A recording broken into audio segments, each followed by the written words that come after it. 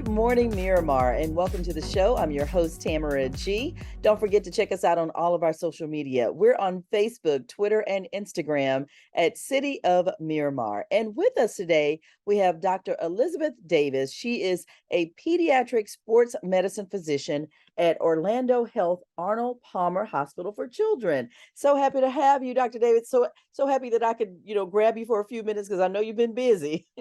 Oh, yes, absolutely, especially with the start of school. Thank you so much for having me today. No problem. And that's one of the reasons why we wanted to talk with you because it is the beginning of school year again. The kids are getting back out and they're getting back on these fields and playing again.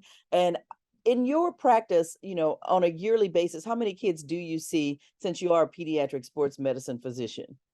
Oh, we see a lot. I probably see upwards of 20 to 25 patients a day, especially in the fall and the spring season when you have fall and spring sports. So we're getting ready to start ramping back up now that football is getting going again for the school kids. Right. But you know what? I was going to say it's not just football, though, because kids are playing all types of sports these days, right? Oh, they sure are. Yeah. So we see the majority of what I see in the fall is football, cheerleading, volleyball, soccer for girls.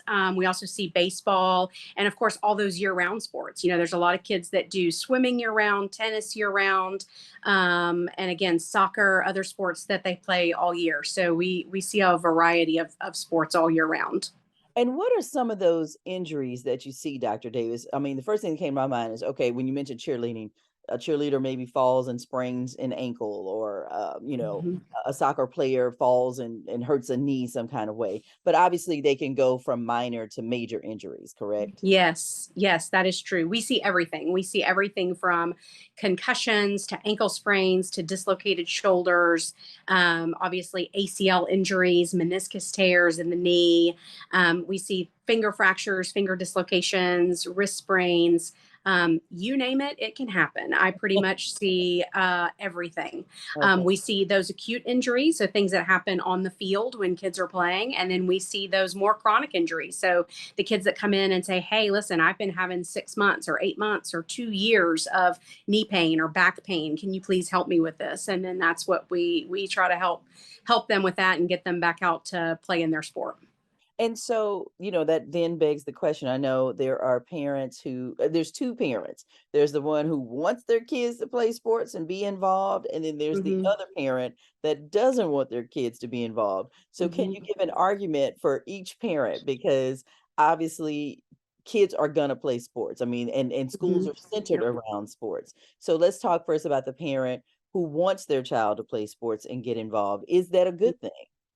Oh, it absolutely is. And you have to understand too, a lot of parents are trying to encourage those kids who maybe aren't as interested in playing sports. I mean, there are children who would rather sit around and play video games all day long. So those are the parents that are really trying to get their child more active.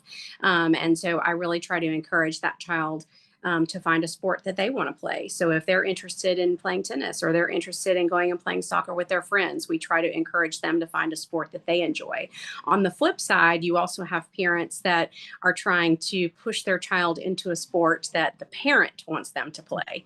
So I always make sure that, when I'm talking to children about the sports that they play, I try to get a good handle on if the kid actually wants to play that sport. And I think it's really important that the child actually is, interested in playing that. And if the kid doesn't want to play the sport, that's okay. But let them find something that they enjoy doing.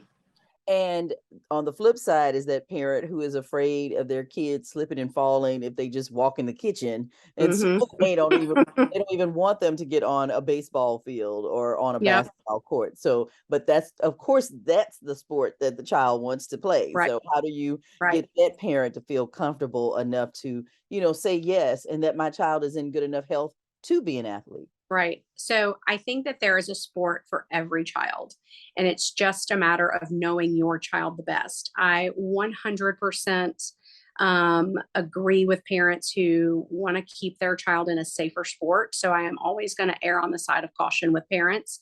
They know their child the best. And if you feel that your child is in is better for a non-contact sport, then hey, let's find a non-contact sport that works for them.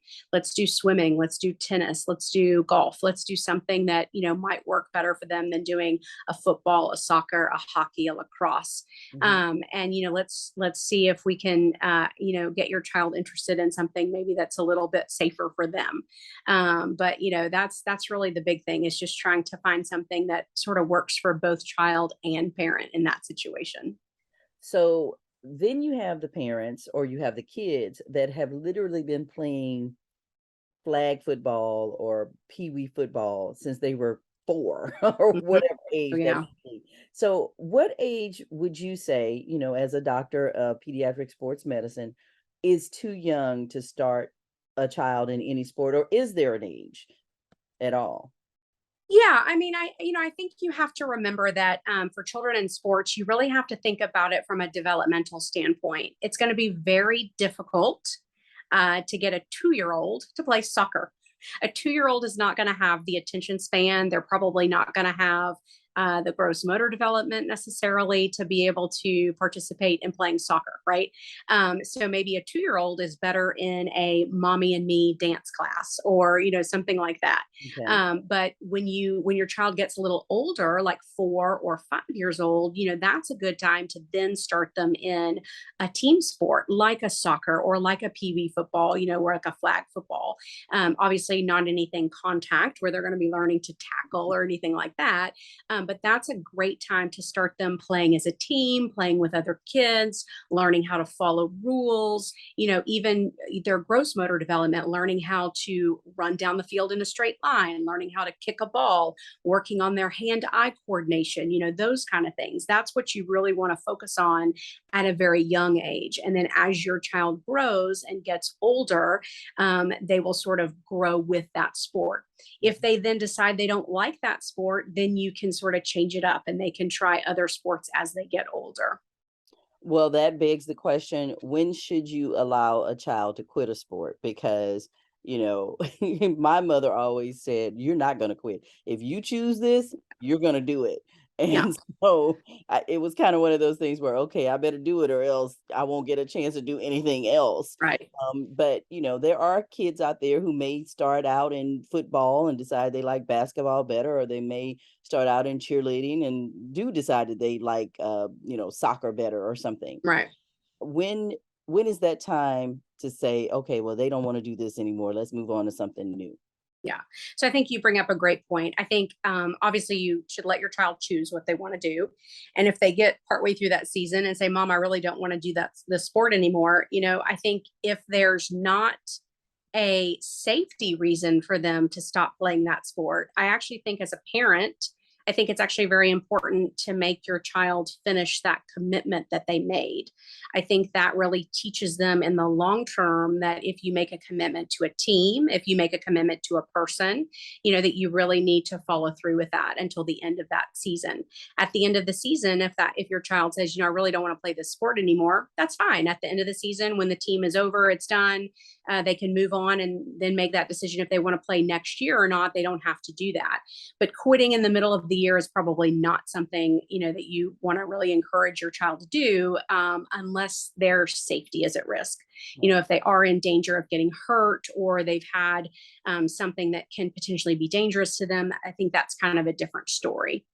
That is such a great lesson that you just said there, Dr. Davis, because, in life, obviously, we're going to be, when they grow up and have to work Hmm. in an environment where they don't always like the people on the team that they're working Hmm. with, or this isn't exactly the job that I want to do right now, but, I'll keep it until I can find something else. You just can't quit because you don't like something. Bills don't get paid Exactly. that way. Right. And Yeah. I think if you start teaching those children, I think if you teach children that at a young age, they learn to become adaptable and they learn how to work in those situations. And you teach them those life lessons young, and then it's not such a shock when they are older, right? When they're an older teenager or they're an older adult, and then they are much more adaptable in those kind of situations. And my mom's was that she was spending money and gas, paying for uniforms and paying for Right. taking Right. me there, Exactly. so I was going to finish it, like you Hmm. said, maybe if I don't like it next year, but this year, you're gonna Hmm. finish it. Right. Exactly. If you're Exactly. If you're just now tuning in to Good Morning Miramar, first of all, welcome to the show. I'm speaking with Dr. Elizabeth Davis. She is a pediatric sports medicine physician at Orlando Health Arnold Palmer Hospital for Children. And we're talking today about organized sports and particularly kids in organized sports, how early to start them with the new school year starting. Should your child even be in sports? And that's another question, Dr. Davis, because again, when we see professional athletes now, who say that they have had all types of injuries. They've been playing this one sport from the time they were 5 until they're now 35, and they're having issues now that they're older. Mobility, Mhm, CTE in football players. There are a lot of studies that will ask, should kids even be playing sports? mhm, And then there are other ones that say it's great for them, just like you just mentioned about mhm. learning, how to work with a team and learning how to work on your own skills and motor skills and things like that. So where do you fall as a doctor who sees 20 to 30 patients a day Mhm. for this? Yeah, I think overall, I think that the benefits of sports participation far outweigh the potential risks. And again, I think from a parent standpoint, I think you know your child the best, and I think you really have to make that decision. What's best for you and your family. But definitely from a participation standpoint, it's great for their physical health. It's great for their mental health. Sports participation really helps children deal with other things that they have going on in their life, especially at school. It can help them deal with some of the school stressors Mhm. just by getting their heart rate up, by burning off some of that extra energy that they have. So I think overall, sports participation is great for children. Okay. And we've been talking about sports, team sports or individual sports. And we all know that not everyone is an athlete. Mhm. Not everyone is going to be first on the team Mhm. or picked first. So Mhm. how can kids get those same benefits of, playing sports? But maybe that just isn't their thing. They're an inside child. They're not going to be an outside child. Yeah. Yeah. Well, I think just being encouraging to your child, even if they don't necessarily want to participate on a team, totally fine. They don't have to do that. Let's find them something that they do enjoy doing. So, for example, if you have a dog, let your kid go and take the dog for a walk. That gets them outside. It gets them some energy. Lets them burn some energy off. It gets them outdoors for a walk. If they enjoy going and taking a bike ride, let them go ride their bike. If they enjoy going swimming and you have access to a pool, let them go swimming during the summer. There's lots of other things that you can do outside where they can be physically active and have a great time at the same time. Okay, sounds good. And I'm sure there are some parents who are out here watching now that also want to know, when should they bring their child to you? Because is it every time they fall and skin a knee or, think they have a sprain? Can I just wrap it up myself at home? Mhm, Or mhm. when do we need to go and see Dr. Davis, who is a pediatric sports medicine physician? Or Yeah, so take that's a them to great the question. emergency room? Yeah. Yeah, so that's a great question. So I get that actually from a lot of my patients. For those children who play sports on a regular basis, if your kid comes home and says, "Mom, I hurt my ankle today," you kind of ask them, just sort of ask them what happened, and if they can walk on it and it doesn't seem, too swollen or bruised, and it doesn't seem to you like it's a really bad injury, you can kind of watch it for a day or two and sort of see how it develops. If Mhm. your child is really limping or can't weight bear, really you're really concerned about that injury, yes, absolutely take them to their pediatrician, even take them to an urgent care, get an x-ray, get it checked out. If it's an injury where they're like, oh, I kind of hurt my leg, like maybe I have a muscle strain or something like that, again, same thing, kind of watch it for a couple of days, see what kind of develops. If it gets better pretty quickly, usually not something to be too concerned about. If it's a lingering injury, then you're definitely going to want to get it checked out. One of the things you're definitely going to want to take your child to be seen for is a head injury. So if your child sustains a concussion or a head injury, as long as there's no mental status changes, so you can arouse your child isn't acting funny, they don't have a worsening headache or intractable vomiting, which means they're vomiting repeatedly, you can probably watch them at home until you can get them to their pediatrician. But if they have any of those worrisome symptoms, you need to take them to the emergency department as soon as possible. And one last thing before we go, because we live in Florida, We've been having they say 90-degree days, but they feel like Mhm. 100-degree days. Oh, And yeah. because most sports are outside, how do you deal with that when your child is saying, Mom, it's hot out there. I'm playing Mhm. football, I'm playing soccer, I'm playing tennis, and it's 100 degrees outside. Yes, heat illness is a real thing and it is very scary and it can be very dangerous. So, couple of things. If your child can exercise in the morning, it does tend to be a little cooler in the morning rather than 3 or 4 o'clock in the afternoon. Number one.